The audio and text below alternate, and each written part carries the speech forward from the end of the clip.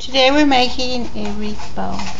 With that we're using a 9-foot long ribbon by 2.5 inches wide. The width on is what makes it the prettier bow. That's about as wide as I'd go, or the least wide. You can go 3 inches. First thing you do is you do your center loop, which is the smallest loop. Then on each side you've got your strand because you're in the center. So you bring one strand across and you loop it, you gather it, and you hold it. Do this with the ribbon that's on this side. It's going to crisscross, so each side is going to give you what side you're using. Make sure your loops are the same size on each side, so that way you'll have a symmetrical bow. Come back around, do the same thing each time. You're trying to keep your ribbons down. Here's the other side. You do this 3 loops on each side for a good size wreath bow.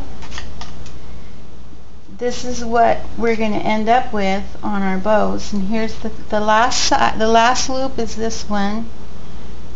Just bring it across. You're always wanting to make sure that your strands at the bottom are going to stay down, because that's what's going to make your bow. It's okay if they're not even, because at the end,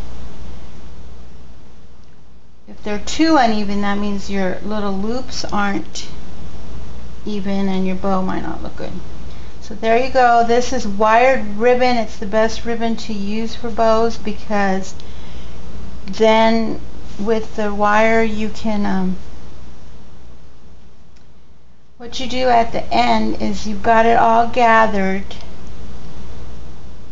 You can see the ribbon, the bow, how pretty it is. And then what you do is you get a twisty tie and you put it through the back where you're gathering everything. This is why each time you do your ribbon you have to come across, crisscross, and then you twist it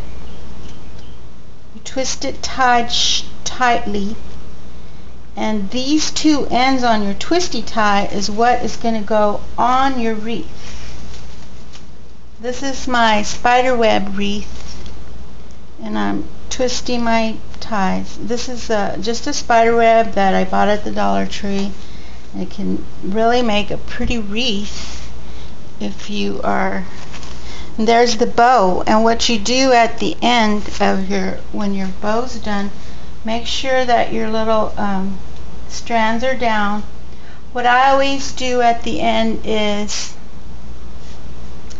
you puff it out with the wired ribbon. You shape your bow, and then these strands, if they're not even, which mine are pretty even, so I just cut it with the scissors. If I had my scissors,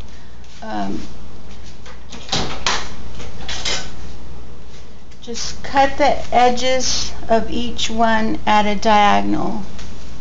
If you can see this, take your ribbon and get it, just cut it angle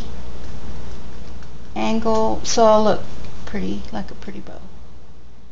And that's the end of my bow instructions, and here's my pretty bow with my spiderweb wreath.